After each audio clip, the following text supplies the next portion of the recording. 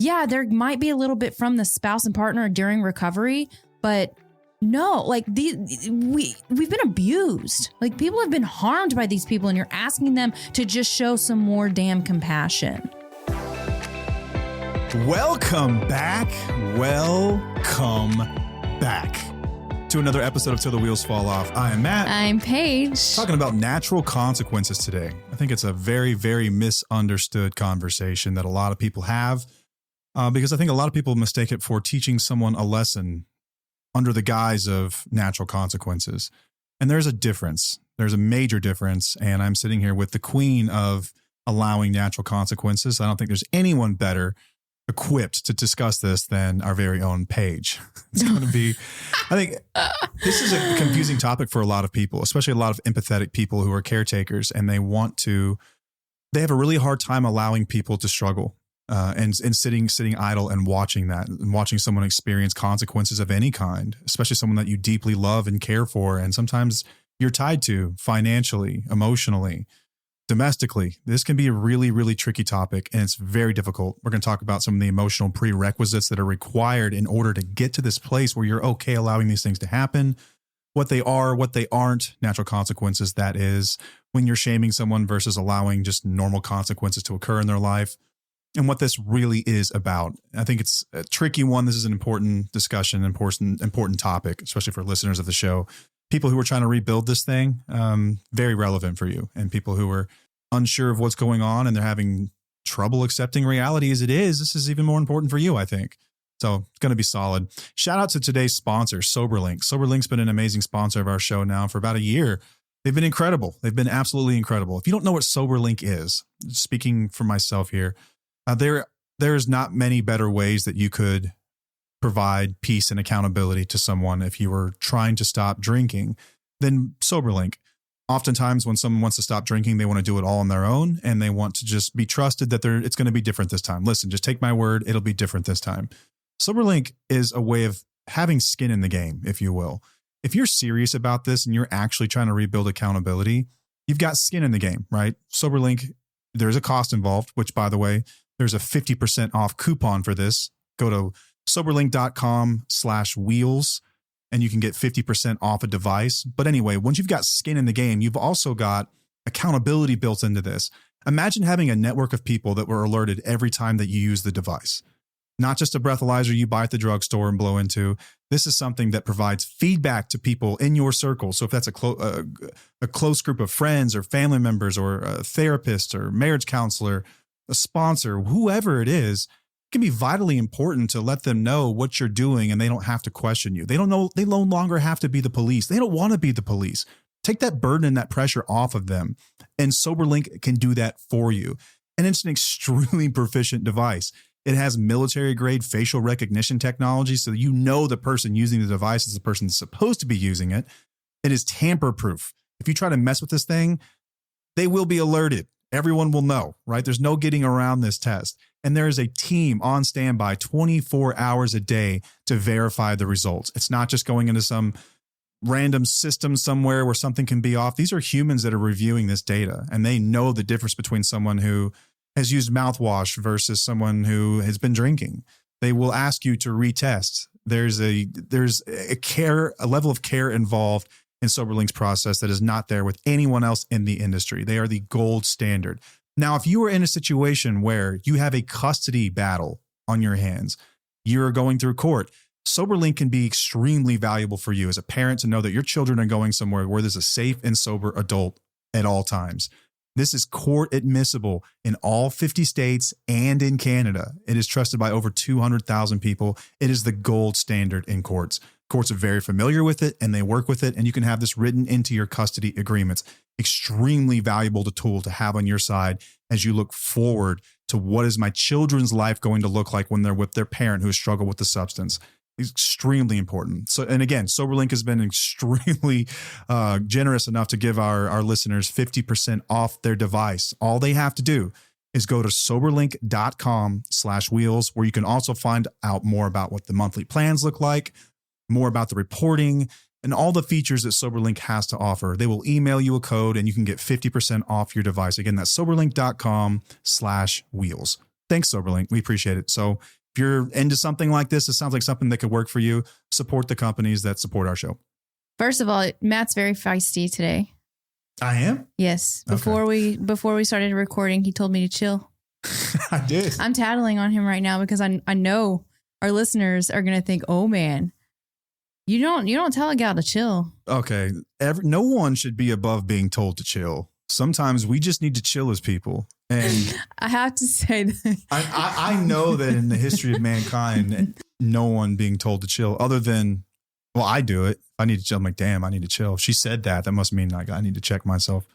But for you and a lot of girls, they don't like hearing that shit. No. And it was okay though. You did it in a nice way. You weren't a complete dick about it. But the fact that you said chill was like, are you serious, Clark? Like, are you like, really?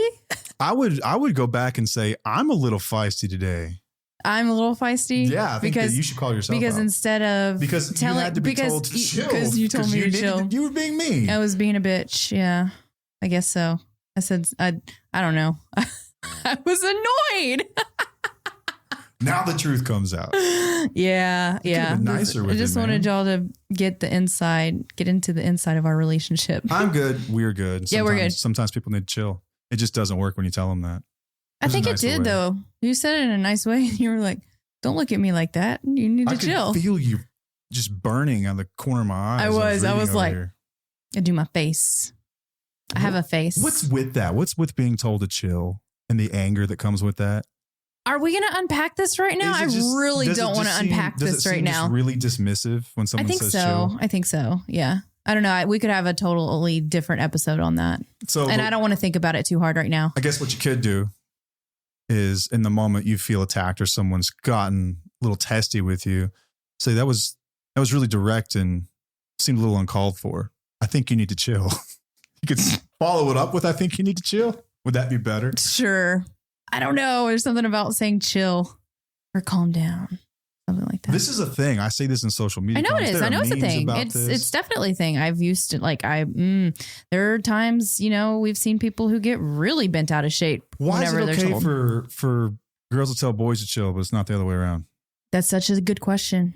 Anyone with an answer, let me know because I'm curious. I don't want to dig into this right now. This is not what I'm here to talk about today. We'll talk about this in another time. That could be a fun little I'm putting my boundary up. I want to go into the actual episode. Let's do it, man. Okay. This was your brainchild. Yeah. So this came up because an awesome Wheelie actually posted about this today from Matt's recent newsletter. You made a comment about something about, you have to allow natural consequences to happen. And it really made me think that a lot of people struggle with this because we talk about, you setting boundaries and people have to have consequences. People have to have consequences. And a lot of people don't understand what that really means. Like, am I punishing somebody or is it something that just naturally occurs? Well, typically it's something that naturally occurs. And the natural consequence is big enough for people to make changes. But sometimes, most of the times it is, right? And we're just going to kind of dig into that on this episode and give you an idea of what's acceptable, what's not acceptable, and how to get through this. I think it's going to be solid. And it's pretty nuanced too. And people are going to have a lot of questions, I know. And So I think that this is very beneficial for anybody. I don't think this is really just for anybody who is in a relationship with an addict. This is it for anybody in a relationship in general, or even as a parent, because I do want to go through some natural consequences for children as well, because you can kind of compare them and see oh, okay, that makes sense. This is a natural consequence. It's not about punishing somebody. You've taught me. And you learn from that. Sorry, I didn't mean to cut you off. No, you're good. You've taught me a lot about natural consequences over the years. Mm-hmm. I guess sort of the way I grew up, this presupposition I had about natural consequences was almost like a that's what you get kind of mentality. Okay. And there was always some kind of an edge to it where it's it almost seems intentional. Like I kind of, when I opened up with it, it's almost like we teach people these tough lessons about life, under the guise of, well, that's just natural consequences. But I think a lot of times it's intentional. You know what I mean? Going to say the intentions matter. There is a difference. Right. There is a difference between someone experiencing a natural consequence versus someone manipulating the situation to prove a point or to say, I told you so, or that's what you get when you X, whatever it might be. Yeah. There is sort of a difference. Yeah, there is. I think it comes down there to is a difference. Intentions, your mindset around it. And I'm going to try my best to articulate this. Yes, because this is one of those things where I feel like I was raised with. It was something that was just kind of like in me. Common sense to you? It is common sense to me. Well, not for the rest of us. No, it's not. And that's okay. That's why, but you and I have talked about this before, is that when there's something that comes to you naturally, it's actually very difficult to teach people how to do it. Curse of knowledge. That's what it's called. Mm-hmm. Yeah. Okay.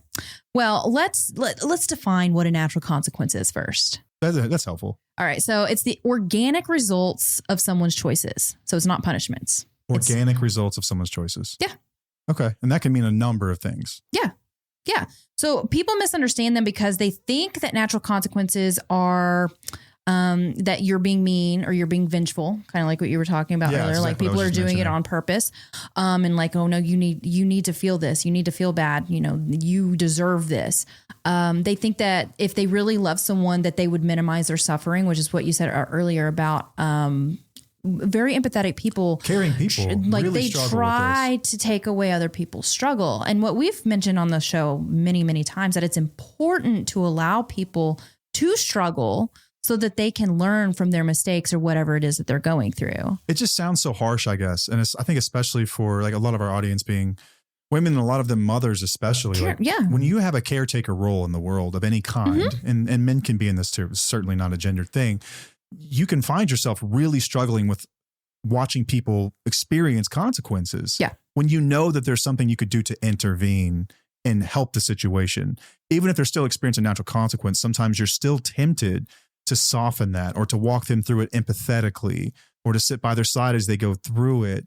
And it's not always the best case or best course of action. Sometimes it is, sure, but not always. And I think it's just so tough. I struggle with this too. Yeah. I struggle with this, even with the kids and stuff. I struggle with allowing natural consequences for people. So a lot of people are conditioned to help others, to make sure that other people are getting what they need or whatever it is that they're looking for. So consequences aren't actually just bad things either. They're good things as well. They're results. They are results. Really, that's what they are. So I'm thinking of a situation of whenever our kids were younger, and I took our daughter to preschool one day, and she was putting all of her stuff up, and her brother was like helping her. Well, she was at an age where I didn't want him to help her because I wanted her to learn it on her own so that she could build up her self-esteem to become confident in putting things in a certain way. And the teacher there was like really, really encouraging him to help her because it's like being helpful. So I was trying to find that gray area of like, yeah, I think it's sweet that he's helping her, but I also believe that it's important for her to do this by herself without help. So it gets really, gets confusing because like I said, a lot of us are conditioned to help, to make sure that, you know, you be there for the other people and make sure that they're not struggling and do what they need help with. Yeah. And if you're a black or white thinker, this topic's probably a mind F. It's just probably really going to mess with you. Right. Because it's very nuanced. It's not always, situations aren't always applicable to simply allowing this. Because you're right. Like in that situation, like they could both learn something, or one of them could learn something. One of them could feel like, oh, it's not okay to help people. Yes. So it's nuanced, man. Well, there's a way to do both. In a way, like there's a way, ultimate. And but it's kind of difficult. But I think a lot of people, especially in church communities, do struggle with this because they are like taught to be servants. Yes, that's like what you're taught to do. Part of a lot of religion is service. You know, you don't want to see people struggle. You don't want them to struggle. But we kind of find that gray area of like, no, some people do. We all need to struggle. It's not a bad thing to have these negative emotions. They teach us something, but we have to allow it. We have to allow others to do it. Yeah.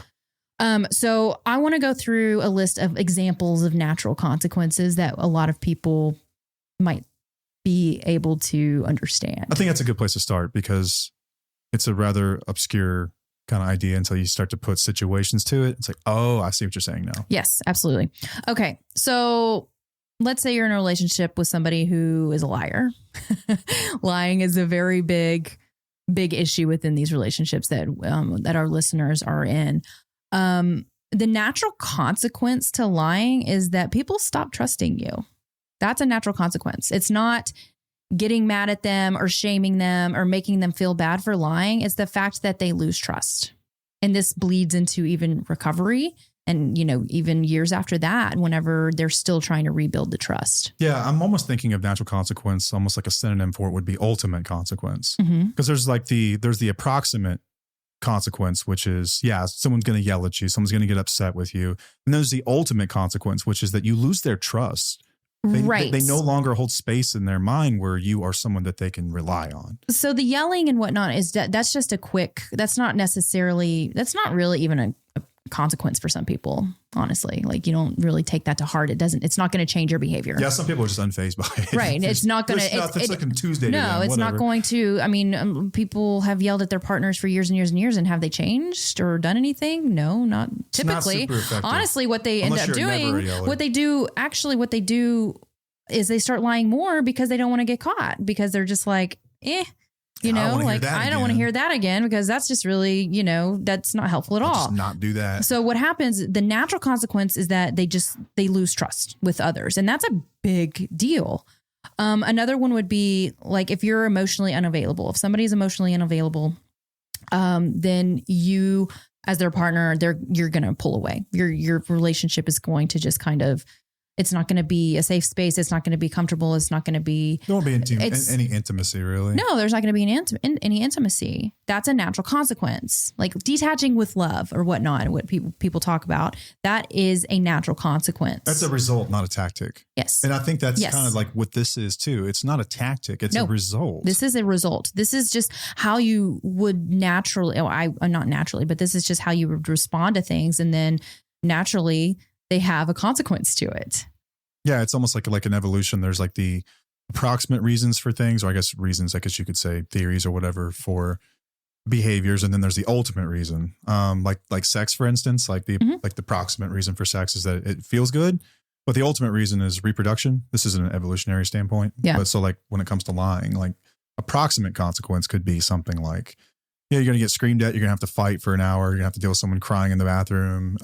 But then ultimately what happens is that someone detaches from you and you're no longer in love. You're no longer cuddly. You're no longer a couple.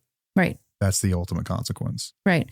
I'm glad that you brought up sex, though, because we've talked about this before. I don't know if we actually talked about it on the episode where some people, a lot of the times people aren't intimate with their partners, or they don't have sex just because they don't feel safe. It's not comfortable. They just don't want to have that relationship right now. But you have mentioned how maybe some people do use it as a punishment to not have sex. Yeah, this is like a fiery debate online, and I've read through all kinds of stuff from people. I have no dog in this whatsoever. I'm just kind of an outsider reading different commentary. And I think for the most part, when sex is not taking place, one person wants it, one person doesn't. The person that's not getting sex, that wants sex, feels like it's being weaponized, right? Like you're withholding sex to punish me. And that's oftentimes not the case. This is completely conjecture. This is just my observations of reading numerous, I would say more than 30 different accounts of this going on in people's relationships. It's often a result of there being no emotional intimacy or safety or trust in a relationship. Or it could be something like just issues of attraction. It could be a multitude of things, right? It could be hygiene issues, right? A lot of different stuff, but a lot of times people just don't talk, which is still blows my mind that people live together, have kids together, and they don't have conversations any deeper than how's the weather this week, or you have travel going on at work, or basic crap. But there are other people who have, like, I've read their accounts too, who said that, that's how I let them know I'm serious about something. It's like, I will withhold sex, like, purposely, even if I want to. I'm not doing it to prove a point. I don't think our listeners typically do that. I don't think it's that common in general. I think you have to be a different kind of, I guess, petty. It's just right. Without censoring myself, right, you have to be a different kind of petty to do that. I'm not saying that if you've done it, you're just a petty person, but I think if that's a consistent way that you're going to show someone you mean business, that's rather harmful, I would think. Yes. Especially considering how important intimacy can be to a relationship and building trust. Like, it's the ultimate form of intimacy for a lot of people. It's weaponizing something that probably shouldn't be weaponized. Right. But I think that there's two sides to this, right? There's obviously, I think, many more people who are just in relationships where there's some deeper seated issues. Yes. And they just haven't talked about, they haven't resolved. And when you don't talk about it, people can only be left to make assumptions. And if you leave it to the internet and algorithms and TikTok and Instagram, they're going to find evidence that fits their profile of what's going on. And oftentimes it's going to be like this malicious or nefarious idea about someone's withholding sex to hurt me, you know? Yeah. But I think that a natural consequence of, being an unsafe person would be that you're not going to have sex. You don't want to be intimate with that person. Yeah. You don't have any interest in being intimate with that person. No. Like, that's the ultimate like show of safety and like vulnerability. Right. But if they come across and say, oh, you're punishing me by not having sex, I think that this is just a natural consequence by, being an asshole. Possibly a byproduct of it. But the ultimate issue here is that like, I'm not in love with you anymore. I don't feel safe with you anymore. I don't trust you anymore. Right. Ancillary byproduct of that is that we also don't have sex. Yeah. Because why would we? Because this other thing's not true either. Yeah.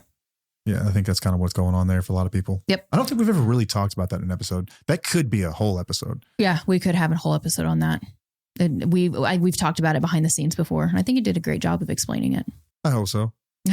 Or we'll have another episode on it one day. For a lot of people that disagree, we'll see. All right. Another example of natural consequences, if somebody is abusing substances, okay, it could be losing their family. It could be losing custody. It could be losing freedom. It could be going to jail. It could be all these different things. Like those are natural consequences that occur over time because you are not, stepping up and doing what you feel like you should be doing, within your life. Jail's an interesting one that comes up to my mind because there's a lot of people who've been thrown in jail for any substance can be abused to a point of causing serious harm in someone's life, legal or not. But also I know great people who got thrown in jail for having a dime bag when they were in high school.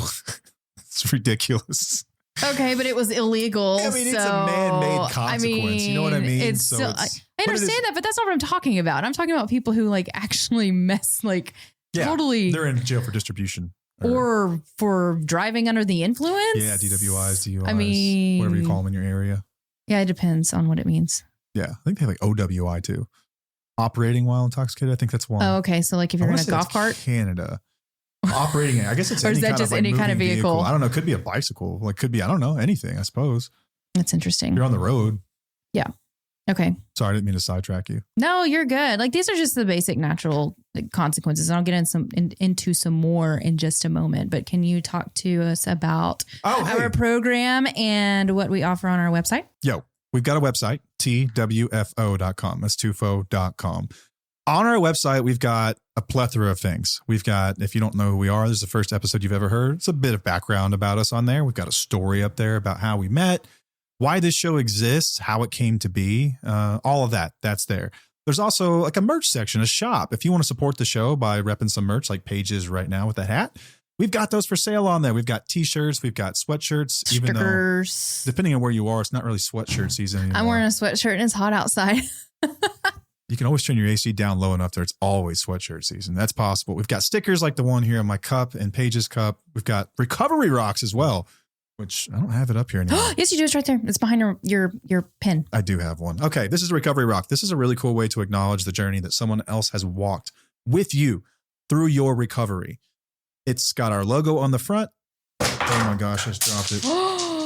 And then on the back, it says, "Thank you for being my rock." It's a really cool way to acknowledge the journey that someone else has taken with you as you've recovered. Guys like me get ticker tape parades and you get recognition and congratulations, and spouses and partners rarely even get asked how they're doing. So if you're someone like the trauma, thank you. Yeah, you get trauma. Congratulations. Here you go. Here's your trauma. It's got a bow on it.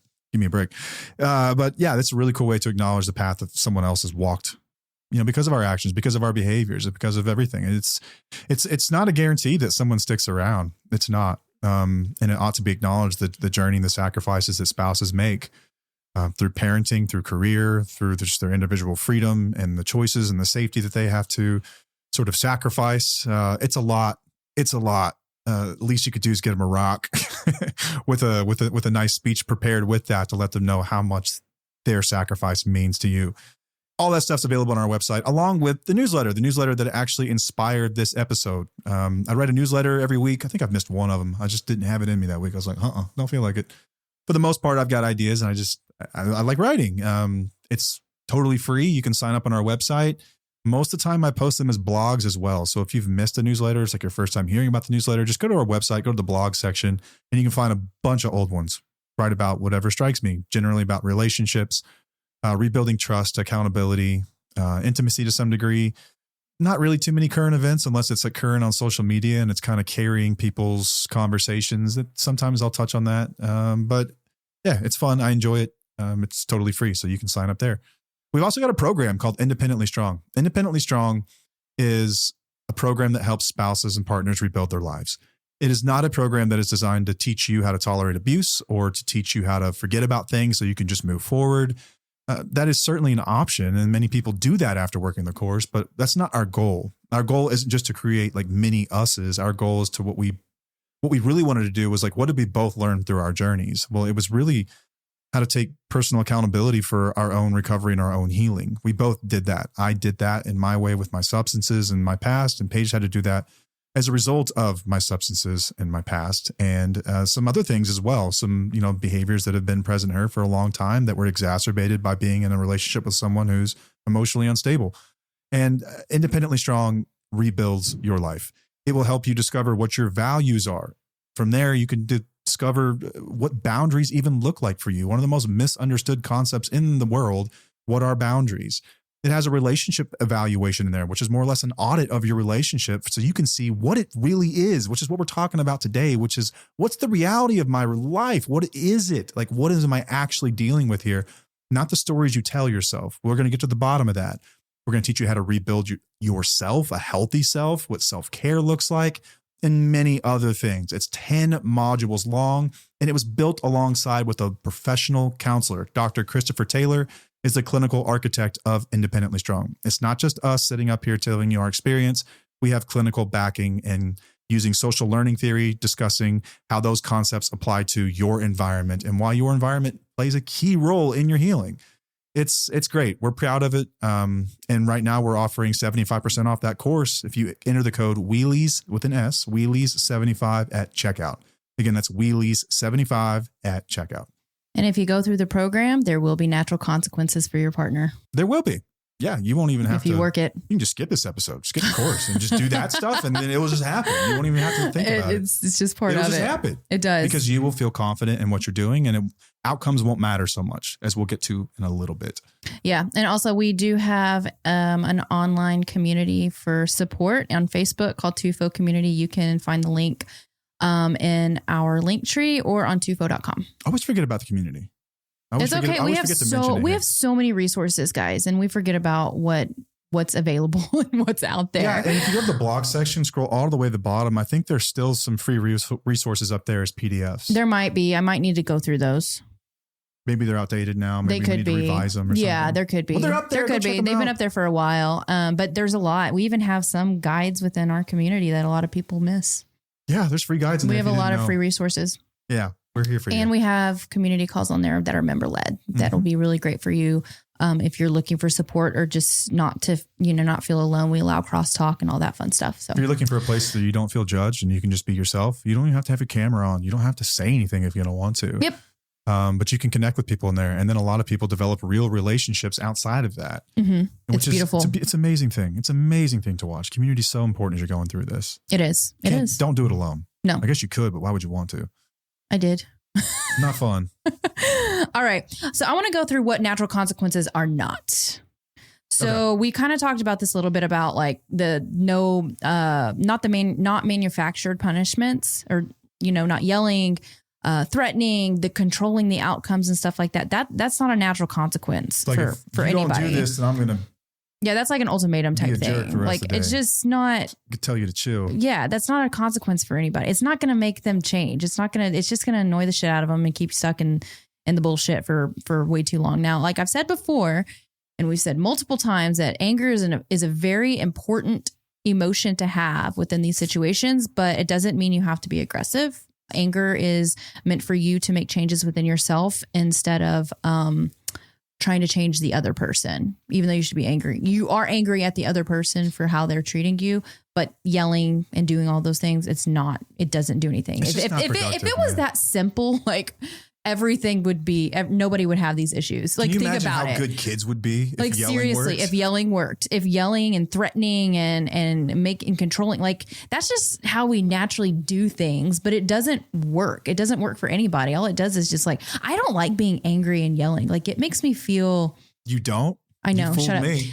Whenever I do have a thing with yelling, but whenever I don't, I'm going to smack you. It makes me feel like I get physical sensations that I don't like. It makes me feel icky. Good. You're a dick. I told you were feisty today. Have I yelled recently? No. I don't think so. We haven't been fighting, so. I mean, we get feisty, but I don't feel like what about like with the kids? I don't think I've yelled at the kids recently. I don't think you've had a freak out. No. You don't like, I mean, generally when you yell, it's because you've lost it. Like you've just. Same with you. Like, it's like I've done this multiple times and then I've yelled to where I've scared the kids. It's a crash out. It's a crash out. That's what the kids say. It's a crash out. Yeah. You haven't crashed out in a while. No, I haven't. I don't think. Maybe it's like, yeah. We can go grab a kid and put him on the mic. No, let's not. I bet you they got a different story.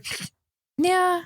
No. Okay. But you're right. Yelling manufacturing a consequence. Yeah. That's not a natural consequence. That's not going to do you any good. I understand why people do it, but it's time to stop. It might feel like a natural consequence because it feels natural to do in the moment whenever it's like the next natural progression of emotions. It's a natural reaction. But it's not consequences. It's not a natural consequence. Not guilt tripping or the shame campaign. So if you're dragging someone through their failures to make them change, like we talk about shame a lot, how shame is a big driver for a lot of people to change, but it's an internal type of shame. A natural consequence, shame is actually a natural consequence as long as it's not manufactured, as long as it's not from somebody telling you that you're a piece of shit. You know, it's not from your spouse in saying like, you need to get your shit together. I hope you feel ashamed. You know, you're just a deadbeat. You're, piece of shit. Good for nothing. You're good just like for your nothing. dad. You're just like and even with your kids like that. This was a way of people raising their kids. Back in the 80s, 90s, you shamed them. Like that was a thing. It's like, I'm going to make you feel like shit. That's what tough love really is. And that's not what we do. And that's not what this is about. Natural consequence of shame comes whenever you feel it from all of the things that are happening around you. It's from natural consequences. You'll just gain it. It'll just happen. Right. Yeah, I mean, I've been here. I mean, I know exactly what you're saying. Yeah. So, hold on. I had something that I wanted to say on the shame, but it was in a different part. So give me just a moment. It's when you internally feel embarrassed, guilty, or disappointed in yourself because you recognize that you've hurt someone or you've fallen short of your own values. That's the kind of shame that we're talking about. It's not from whenever we're saying when someone else is trying to humiliate or belittle you or anything like that. Yeah. And that's a good descriptor of it too. You had certainly told me a lot that I had come up short and in so many words, try to induce like this shame that would drive change in me. But all it really did was it made me feel a lot worse about myself, but not in a way that was like driving change, more like angry with you. Do you know what I mean? I don't remember me trying to bring out shame in you. I don't think you'd ever tried, but we'd have conversations where something would be said. And I can't remember exactly an example. Generally, it's like, you're just like X person, whoever it is, someone that I genuinely don't want to be like. Okay. But you would take that as me trying to attack you on that. That's when what it feels like. Literally just speaking a fact. Well, I was just saying you needed to chill, and that's a fact. And you didn't like it. God damn it. Yeah. So anyway, I think it feels more like an attack, and then we're not processing this deep meaning, like this metaphor, whatever you would use to make me feel like the depth of the pain that I caused. It just felt like an attack. And a lot of people, when they get attacked, just want to defend themselves, right? So you either get fight or flight there. I wanted to fight back, but a lot of other people will just run and they'll hide and they'll feel like, what's the point? Can't win, don't try. I feel like you misunderstood me. I don't have to unpack this right now, but it's okay. I'm all right. I feel like I need to unpack this because I don't feel like I've ever tried to intentionally shame you. And now I'm wondering what I did that made you feel ashamed. Well, there's people, everyone's got this person in their life. It could be a family member. It could be a friend. It could be someone that you're closely associated with, or it could just be, it could be anything, I guess. I see people compared to politicians that are not beloved by all. I see people that are, just celebrities, whoever it might be. And like, oh, you're just so I compared you to an asshole. You're just like that person. And like knowing full well what that meant. It wasn't like, oh, you have their eyes. It was like, no, you're sorry as they are. I guess it was a way to kind of, I don't know, not wake you up, but kind of just like let you know that this is how I feel and this is what I see. It wasn't like I'm going to make you feel like shit, so you need to change. But that's how you take it. Well, yeah. Okay. Yeah, we need to have a conversation about this because I feel like, I don't know, I need to talk about like other things that I've done that made you feel that way. That's the one that's always been the most hurtful. That's when you act like X person, whoever it might be. And then that's hurtful, man. Okay. Yeah. Some of the ways that, and I will say this, there were some things that you had said and caused me shame that actually did make a difference and you weren't trying to. And it was generally when you would remind me of a promise I'd made. Okay. That I had obviously broken. Right. That was like, ooh, that got me oh man. Yeah. I'm sorry. God, I got to do better. Okay. That kind of thing. Yeah. But I think I feel like the other one was just being mean. No. You can say that. No. But there are different people you can compare me to. Okay. Maybe a movie character next time you could try. That'd be nice. Okay. Fine. I'll do something different, I guess. Sorry. I'm not. A little feisty today. That's what you are. We are feisty, both of us. I'm good. Okay. I didn't think about that. I just don't feel like I've ever tried to like really pull out the shame in you, but I guess I have. And I apologize for that. I wasn't trying to shame you. That's all. Cool. You're like, I'm fine. I'm good. Move on. Really? Yeah. Let's talk about something else. Okay.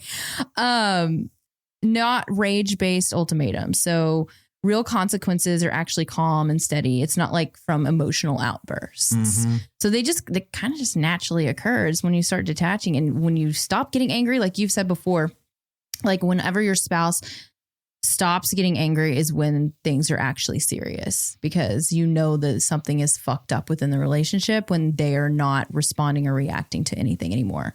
That's somewhat of a natural consequence. There was this dude online and his girlfriend suspected that he was cheating on him. And she had like gone through his phone and found some kind of messages. They were from his sister, but she didn't know that. And so her consequence that she offered him was she cut up every single pair of like rare Jordans and stuff that he had in his closet, like tens of thousands of dollars worth of damage, just destroyed this stuff and like keyed his car, did all kinds of crazy stuff. Oh, okay. That's a rage-based consequence. Yeah. Yeah. It was nuts. That's extra from his as hell. Sister or something. And it was like a sweet message. I guess, I mean, to be fair, if you read it, like not knowing any context here, but. That's still a little extra. You don't have to go. You need to, just move on. No, I guess threats of violence could fit in this category too. Yes, for sure. I'm going to come after you like a spider monkey or whatever you do. I don't know. Can you think of something that's not a natural consequence? To what? Just in general? Just in general. I think that the threats would be one, like we just talked about. Mm-hmm. Well, I think that if we're talking about manufactured consequences and we're talking about parenting for just a moment, I think that like you can talk about groundings and things like that. And I sort of like, we've had this conversation before and I sort of disagree. Are we getting into this? Yeah. I mean, like, frankly, I disagree. I disagree that like I was told by a therapist that grounding a kid for bad grades is not a natural consequence. There are consequences getting bad grades and then having to go to summer school and everything else. But as a parent who's taking them to summer school, who is like, they're still under your care and responsibility. They are a minor. Like I call bullshit. I think that that is technically a manufactured consequence, but I think for a child, it's the closest thing you can get to a natural consequence without ruining their life. Does that make sense? Yeah. And so I just disagreed with that. Wholly, still do. Fight me. Yeah. That's fine. I don't want to get into this with you. Why?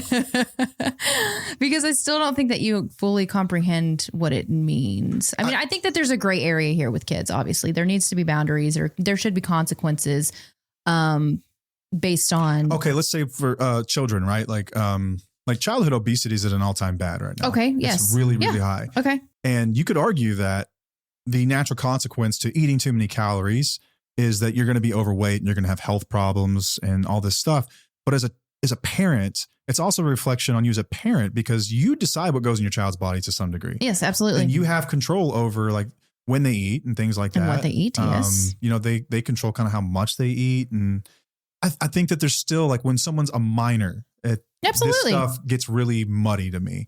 I think in relationships, we're talking about adults here, it's totally different. But I think when it comes to parenting, some of this stuff, I think it's cruel to say to a child that's obese, like, well, yeah, that's your natural consequence. Like, okay, but no, it's our responsibility to make sure that they are. There are people that were culpable in this, you know? Yeah. Children don't know any better. You have to teach them. You have to teach them. Like they don't know. Their brains are still developing. They don't know. Yeah, no, there's a gray area there. But now that we're talking about kids, I did want to go through just a couple of things that are natural consequences for kids that I believe in. And I think that it's worked great. And it's something that I do with our own kids. And that's like, let's say that your kid refuses to wear a jacket outside when it's cold and rainy or whatnot. You don't punish them or fight them. The natural consequence is that they're going to be uncomfortable and cold. You know, they're not going to die. They're going to be sitting fine. At the bus stop, they're regretting their life choices. Right or there. they're not, or they'll be like, okay, I'm fine without a jacket. Like that's okay. That's their natural consequence is for them to be uncomfortable. Let's say that my child left their homework at home and they call me during the day and they tell me to bring it up there.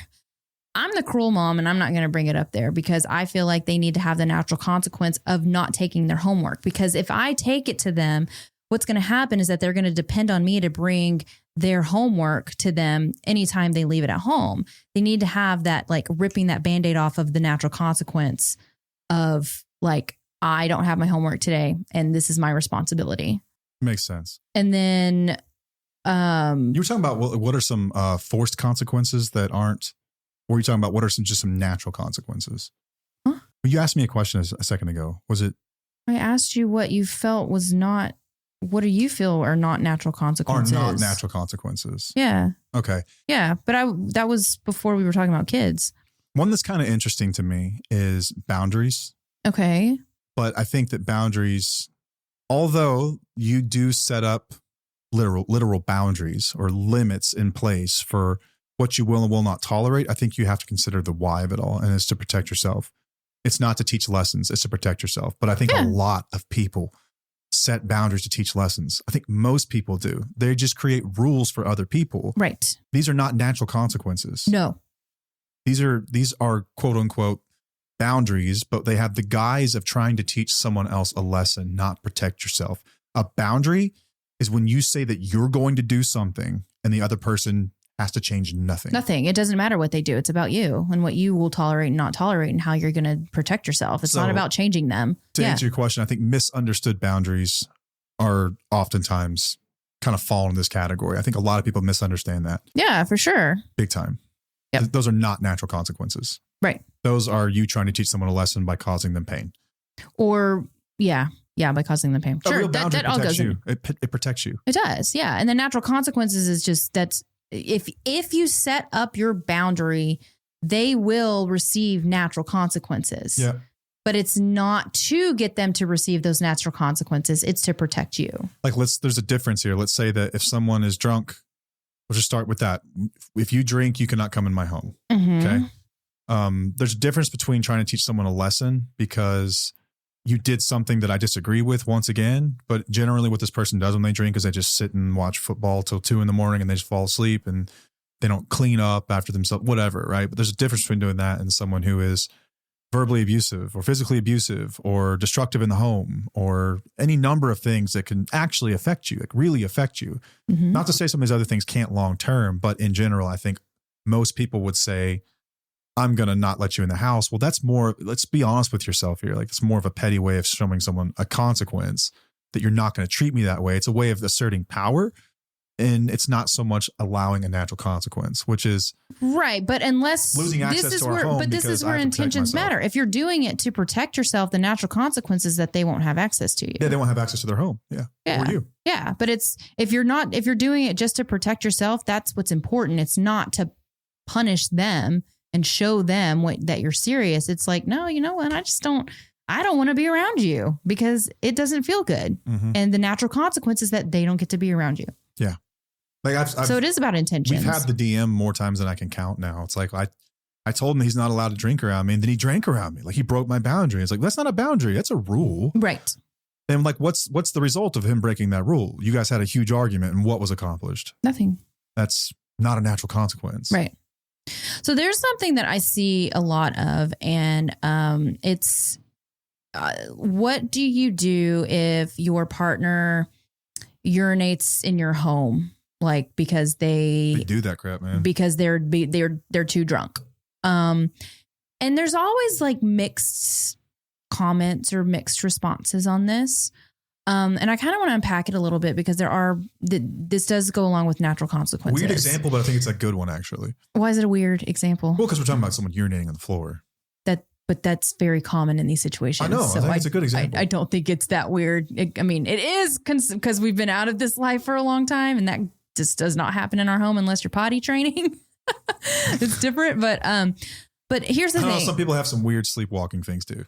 If they're taking like Ambien or something. Yeah, Ambien that'll do some weird shit. But it didn't make you do weird stuff though. No? Ambien, no. I took so much hoping for that and never got anything.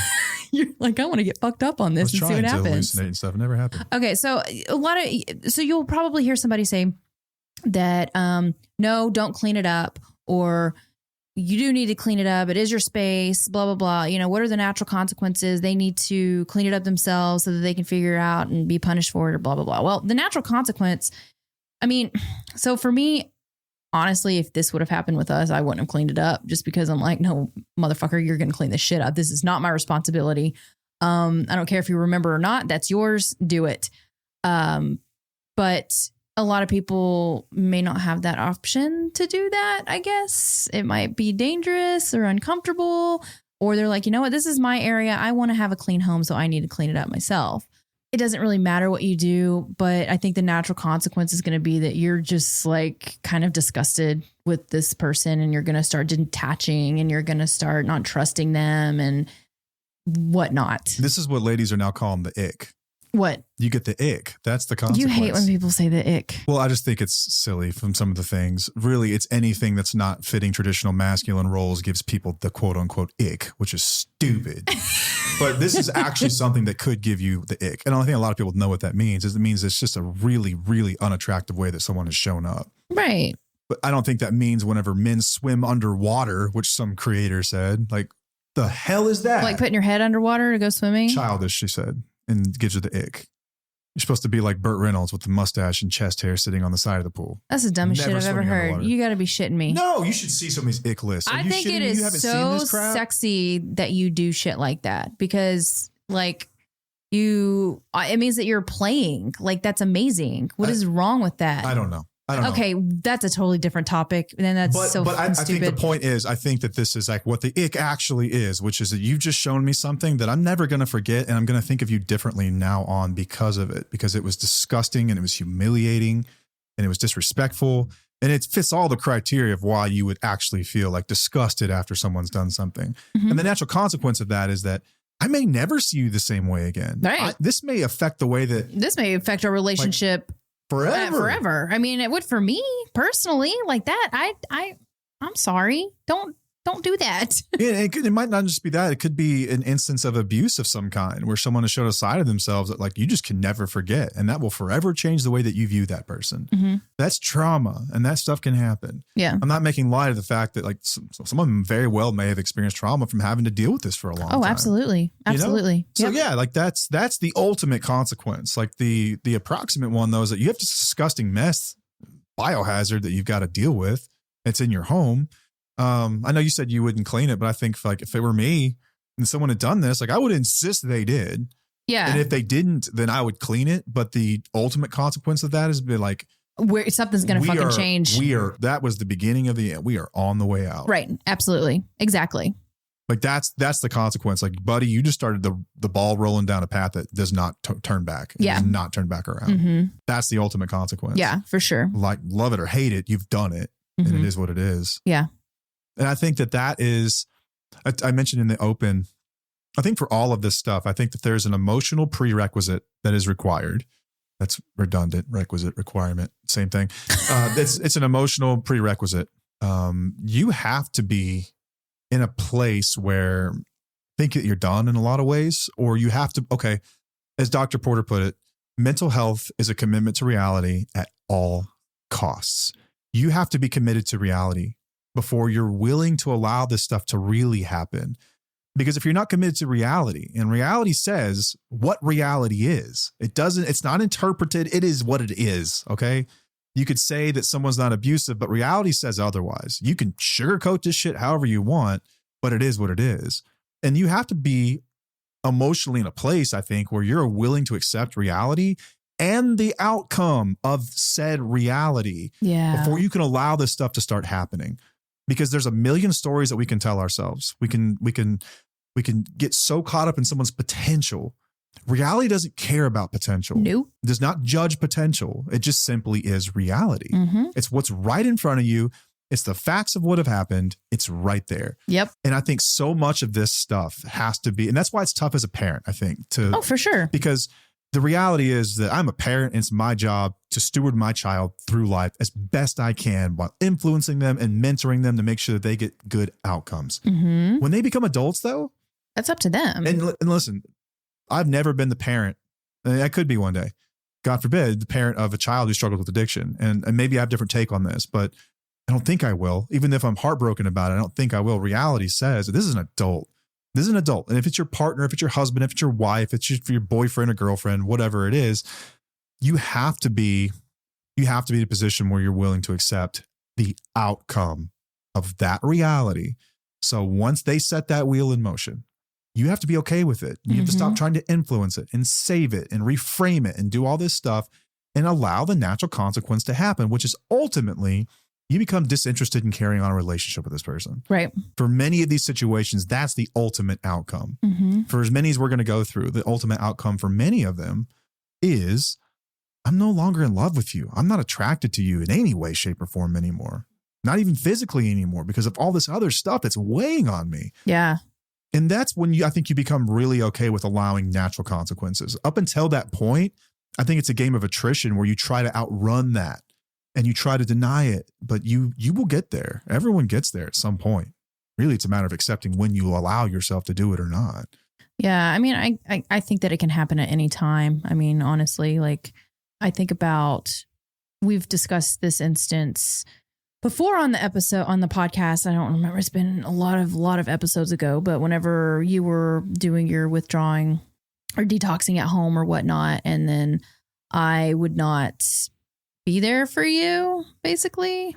Yeah. I did not coddle you. I did not make you soup. I did not make sure you were comfortable. I was kind of just tired of you being sick, and I didn't know why you were sick in particular. By it. I was annoyed. I was like, you're not going to work. You're not being the person that I thought I was with, that I wanted to be with. You were not being the man that I wanted. Like I was just not feeling it. So I'm not going to coddle you. And the natural consequences were that you had to feel that all on your own. You had to deal with that. You had to feel that pain and that suffering without somebody saving you from that stuff. That's it. Exactly. If you're still hovering around hoping that someone gets the message, you're denying natural consequences, the ability to even happen. Yeah. You're not, if you're still trying to play teacher. Yes. Yeah. And I didn't do it to teach you a lesson. I was just doing it out of my own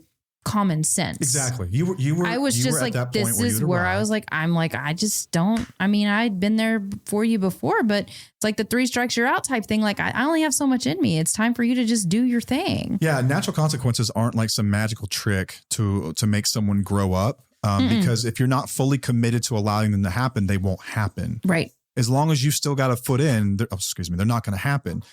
What they are is they're a way for you to step out of the drama, but you won't do that until you're committed to reality. And then you have to kind of face this fact that if they grow, amazing.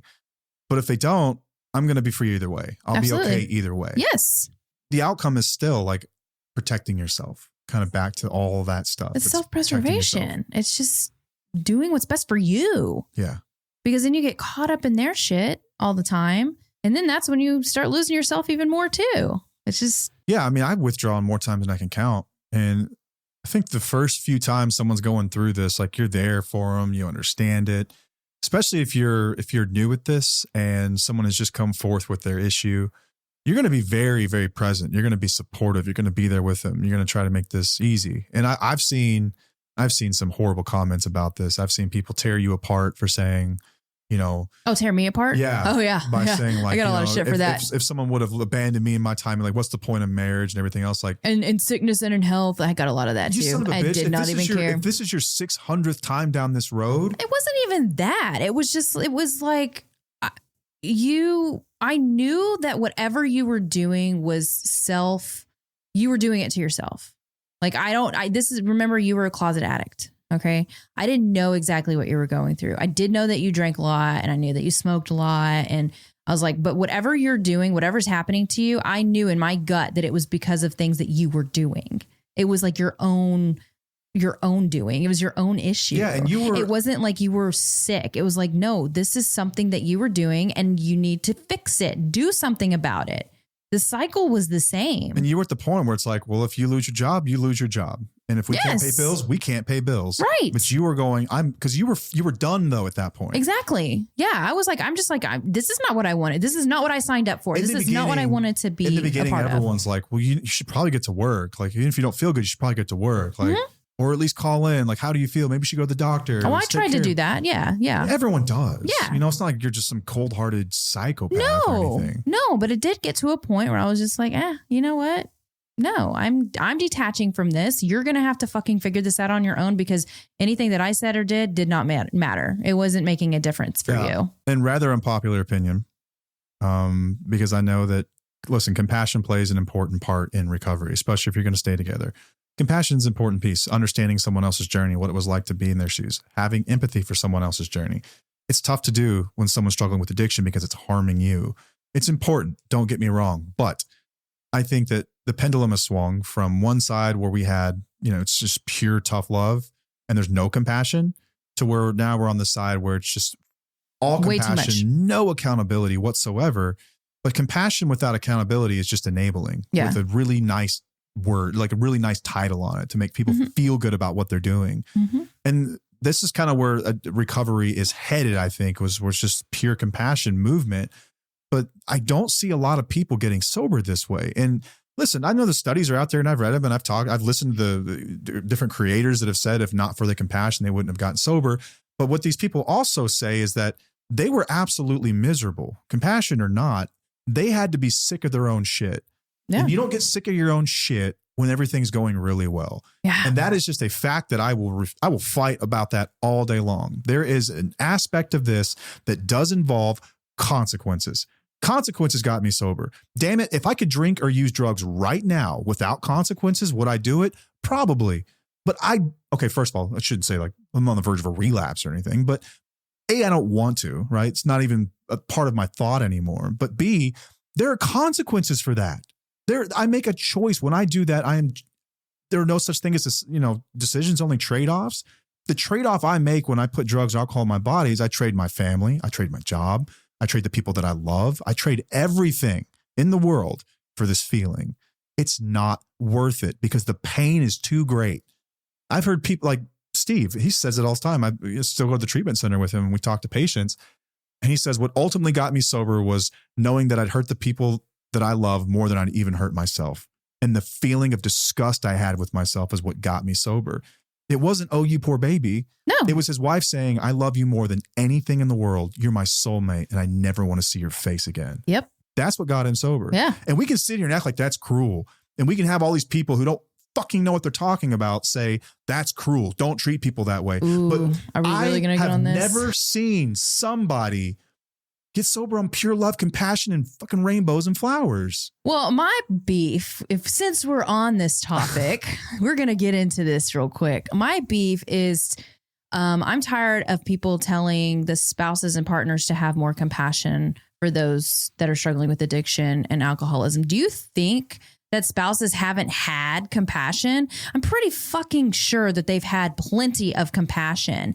And you're asking them, the ones who have been harmed, to have compassion. No, you know where the addicts can get their compassion is from therapy, from the treatment centers. There are rooms dedicated for you to get compassion for your healing. Yeah, there might be a little bit from the spouse and partner during recovery, but no, like we've been abused. Like people have been harmed by these people, and you're asking them to just show some more damn compassion. It's rather invalidating. It is. To say the very least. That's the nicest way I could put it.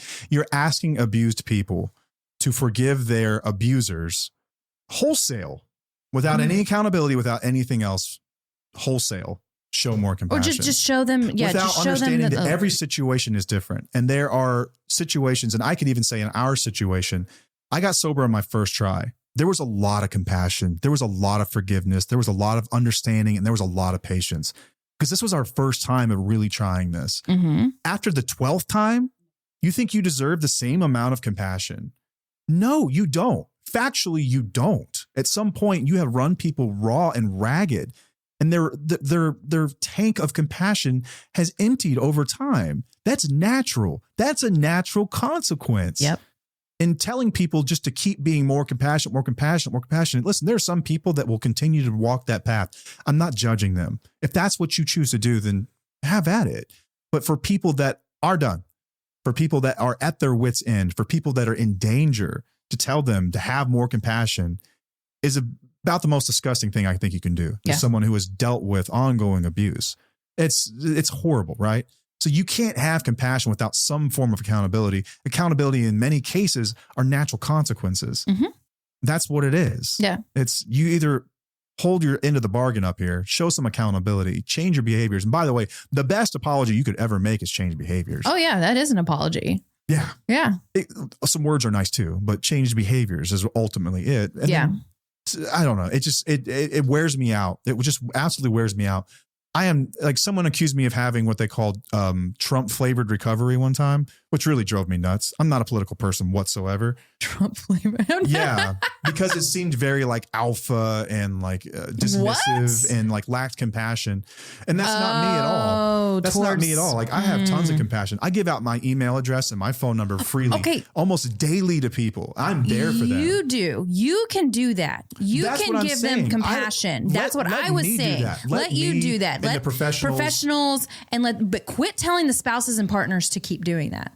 Stop it. It's not helpful. It is very invalidating. It is. And without knowing this person's circumstances, without knowing if this person is abusive, if they're physically abusive and their children in danger, telling them, they're emotionally abusive. You keep on. Right. I'm sorry, but right. it's I'm just saying, like, just as bad.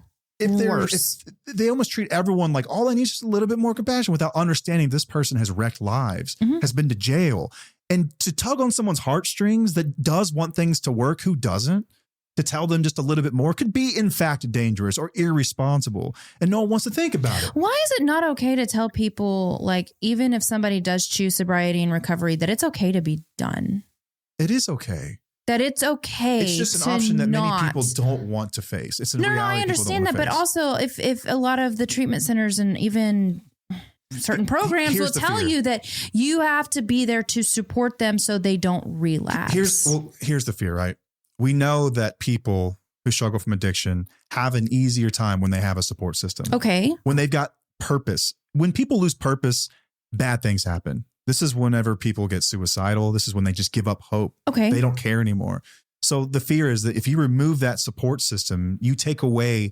They don't understand yet that there's more reason to live than their marriage. Most people, when they go to treatment, what I hear from people, what do you want out of this? No, I want to save my marriage. I want to save my family. I want my family back. I just want my house back. I want those things. They don't understand. I want to be able to go to bed at night and feel good about the person that I am because I was a good man today, or I was a good woman today, or I was who I said I was going to be today, whoever.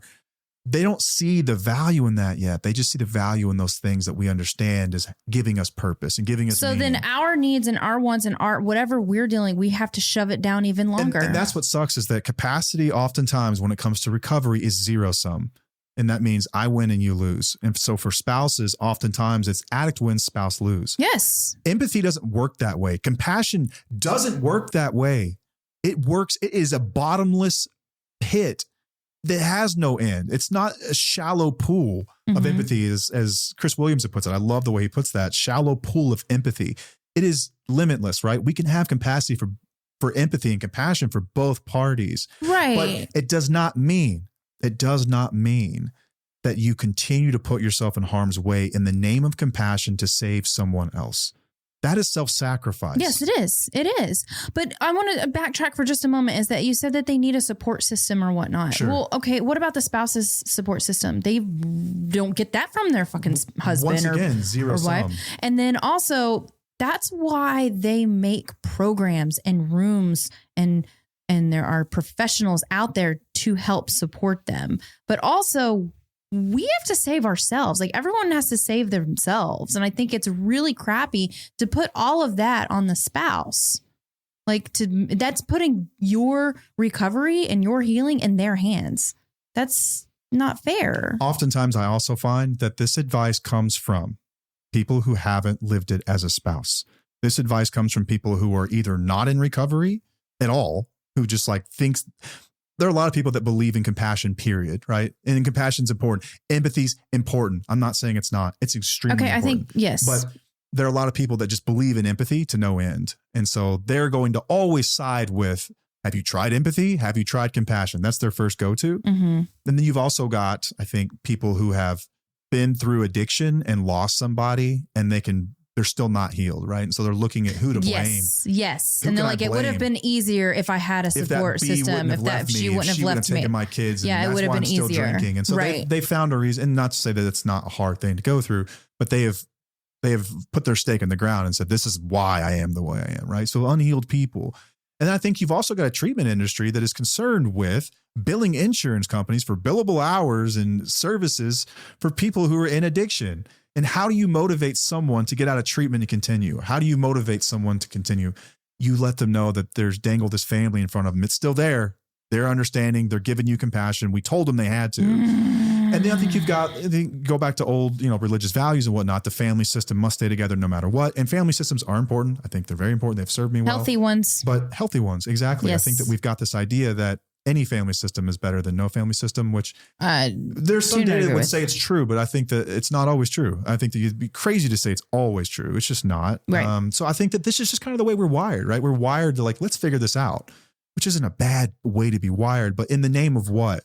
What about her? What about those kids? What about those other people that are in harm's way? And what about this person that has no interest whatsoever, but you're leaving comments on their page telling them that they're sorry person for not having more compassion? You don't know what they've been through. Yeah. You have no idea what their world is like. So before you say something like that, just consider it.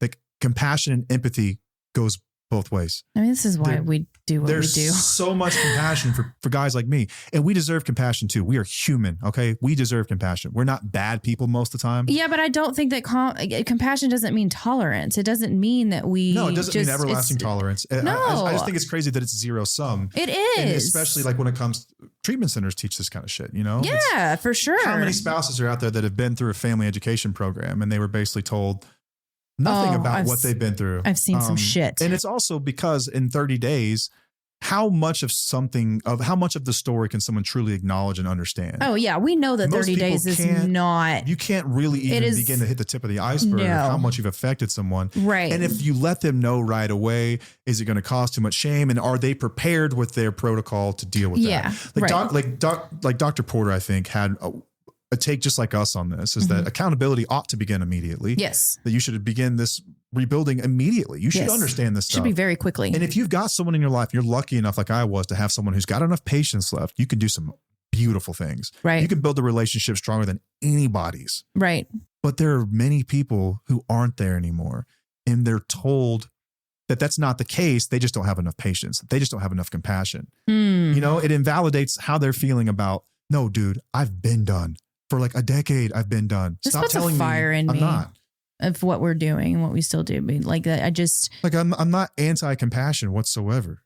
No, but I have shitloads of it. I deal with people in addiction all the time. I let them know that they are loved truly, that there is a beautiful life that exists for them. It may not be exactly the way they wanted it to be in cases where they've lost their family or loved one or something, but many times those things can be repaired.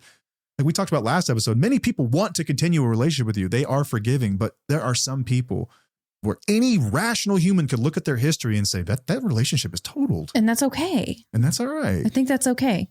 And those people don't get a lot of compassion. No, they don't. What they And get that is breaks a lot my of heart. victim blaming and shaming and being told that you just don't like Well, enough. we're here to tell you that it's okay. Yeah, you're okay. It's okay. But I did want to say that I know your personality. And I think that if I would have been done at some point, like after you were sober, maybe within that first year or so, and I would have been like, I'm out of here. I can't forgive you. This is not going to work out for me. I think that you would have been okay. I would have been okay. I would have been the world's best dad still. I would have been the best friend that you would allow me to be to you. Yeah. I still would have hit on you 100%, but yeah. That's stupid. You're so dumb. Driven your new boyfriend nuts for sure. But no, you would have been pissed off at first, but I think that you would have, I don't think that you needed my support for your sobriety. No, my really reasons don't. were, it was intrinsic. The reasons that I wanted to be better. Like, I know that I was helpful. I know it was probably helpful to have the support there. It is. But I do know for a fact that you did not need that. All you needed was you wanted to get better. You wanted to get better. And if that meant that you lost me or whatnot, you would have been okay with that and you would have pushed forward. I have seen people get sober in the most dire of circumstances. I mean, nobody around. Mm-hmm. What they found was a bunch of really, really caring people in 12-step groups, exactly, and other groups, right, that exist out there. That's your support. Sober communities that pick you up and love you until you can love yourself. Exactly. The same thing that we do for spouses. Exactly what we do here. Yeah, and they found love like they didn't know existed, and they were able to go back and make amends. And then many of them reestablished relationships with those people they had lost. Mm-hmm. Many people did.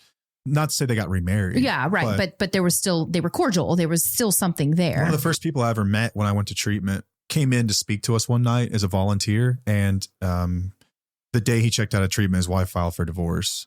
He said it rocked his world. He's been sober now for about 20 years. Yeah. They have a really great relationship, a working relationship. Mm-hmm. They have an adult daughter and grandkids, and they see each other. Right. They're both remarried and they're happy. And like I'm saying is that I've seen more people than I can count that were able to work through it. There are many that aren't, okay?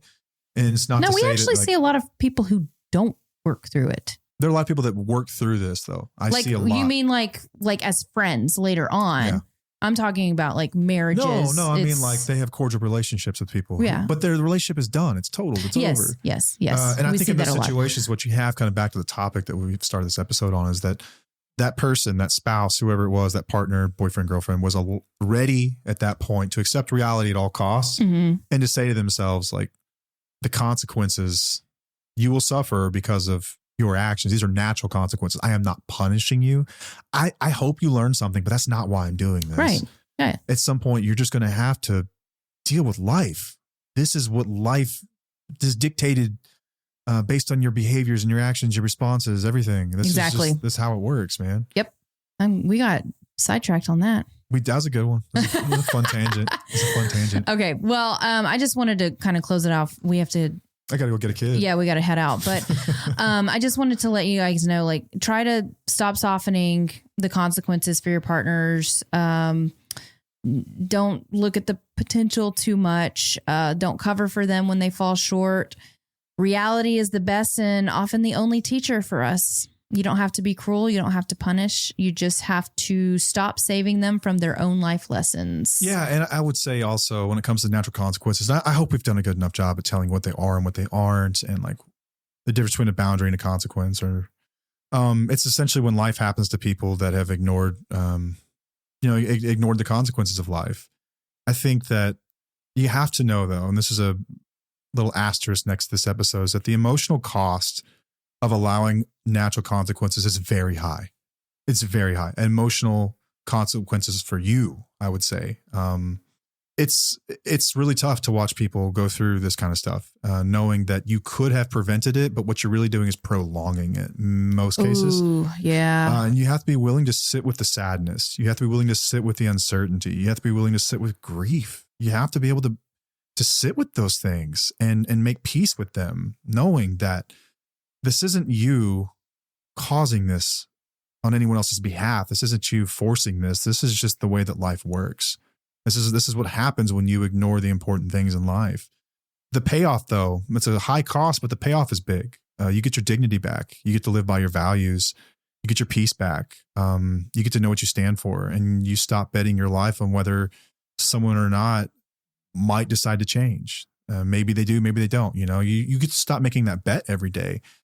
But the cost of doing that, it's high. I won't lie to you. It's very, very high, and you have to be willing to be okay with that. And the guilt trips that come later, because that doesn't go away just because you decided to split up. You will still see things. You will still get news. They'll still reach out. This will still, especially if you share children, like this will continue to come around. It doesn't make you a bad person for doing it. It does not. Sometimes you have to remind yourself and take things back into perspective why this has happened. Manipulation is when they make you feel bad for a situation they've caused. Like there's that quote from Blacksmith. I forget the exact quote, but it's like manipulation is when they try to blame you for the outcomes of their behaviors. Yeah. It's like, dude, no, like we're here because of you. Because at some point we were no longer in love because there was no safety in a relationship. Everything we've talked about before. I don't need to rehash it, but I just want people to know that the cost is high, and you got to be willing to accept reality at all costs. You got this, though. We're here for you all along the way. Yeah, everyone on all sides of this too. We got you. Yep. So that's all we got for this one. I hope it was helpful. I hope this shed some light on what is kind of a nuanced and weird topic. I hope we did it justice. I always leave these things feeling like, damn it, wouldn't it? But I hope it was. So until next time, I'm Matt. I'm Paige. And we'll see you. Bye.